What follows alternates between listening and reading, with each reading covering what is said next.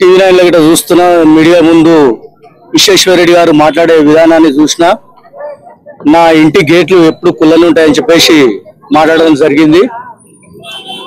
గతంలో కొండ విశ్వేశ్వర రెడ్డి అన్నట్టు ఆయన కాంగ్రెస్ పార్టీలో ఉన్నప్పుడు విశ్వేశ్వర రెడ్డి ఇంటికి నేను ఓ రోజు పని మీద పోయి నేను ఫోన్ చేసిన, అన్నా నేను ఇంటికి వచ్చినా కింద ఉన్నా కలవాలని అనుకుంటున్నా అని ఫోన్ చేసిన.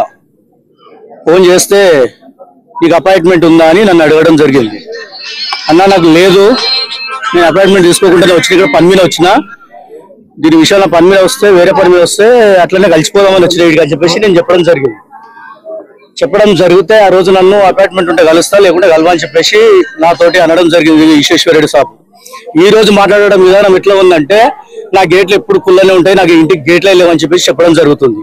అది కాదు, విశ్వేశ్వర రెడ్డిని మనం ఓటేసి గెలిపించుకోవాలంటే చాలా ప్రాబ్లమ్స్ చాలా ఉంటాయి. ఆయన కలవాలంటే అపాయింట్మెంట్ తీసుకోవాలి, ఆయన కలవడానికి మనకు చాలా అంటే చాలా ప్రాబ్లం పెడతాడు, ఇబ్బంది ఉంటుంది, కలవడు. ఆయన రాజకీయ నాయకుడు అయితే కాడు, ఆయన బిజినెస్ మేను. మన అపోలో హాస్పిటల్లో కూడా ఒకసారి ఒక వ్యక్తికి హార్ట్ ఆపరేషన్ అవుతుంది, ఇట్లా ఇబ్బంది ఉందంటే లేదు నేను రాజకీయంలోకి వచ్చినాక చాలా సార్లు నేను నష్టపోతున్నా బిజినెస్ లా అని చెప్పేసి కూడా చెప్పడం జరిగింది. దుబ్బాక బై ఎలక్షన్లకు ఆయన కాలు ఎక్కడం జరిగింది. నన్ను తీసుకెళ్ళాడు Dubbaka by election, Peddagundavelli village ఆయన ఇన్ఛార్జ్. దానికి ఆ ఇన్ఛార్జ్ విశ్వేశ్వర రెడ్డి సాబ్ ఉంటే నన్ను తీసుకెళ్తే ఆయన సొంత కాలులో పోయినా, నేను నా కారు ఇక్కడ వదిలేసిపోయినా. ఆడికి పోయిన తర్వాత పొద్దంతా తిరిగినాము, సాయంత్రం కాగానే బాబు నువ్వు ఏడవనుకున్నావు అని చెప్పేసి నన్ను అడగడం జరిగింది. ఏడెందుకు అనుకుంటానా, నువ్వు ఏడుంటే నేను ఆడుంటా అని చెప్పేసి నేను చెప్పడం జరిగింది.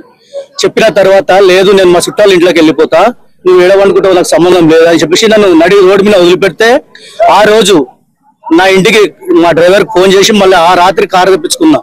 పెద్దగుండవల్లి నాగర్గులకి నుంచి పెద్దగుండవల్లి వచ్చే వరకు నాకు మధ్య రాత్రి అయింది. అలాంటి వ్యక్తికి మనం ఓటేద్దామా? ఈ రోజు ఆయన చెప్పడమేమో ఒకటి, చేతలు ఏమో వేరే ఉంటాయి. విశ్వేశ్వర రెడ్డి అన్నట్టు ఆయన చాలా మోసం చేస్తాడు. ఆయన ఈ రాజకీయానికి అయితే వనికిరాడు. ఆయన ఎంతసేపు ఉన్న బిజినెస్ మేనే తప్ప రాజకీయానికి అయితే వనికిరాడు. ఇటువంటి వ్యక్తికి మనం ఓటేయాలన్నా? మన రంజిత్ రెడ్డి గారు ఎనీ టైం ఫోన్ చేస్తే అందుబాటులో ఉంటాయని చెప్పేసి చెప్పడం జరిగింది. కాంగ్రెస్ పార్టీ అంటేనే పేదలకు అండగా ఉంటది. జై కాంగ్రెస్, జై రేవంత్ రెడ్డి.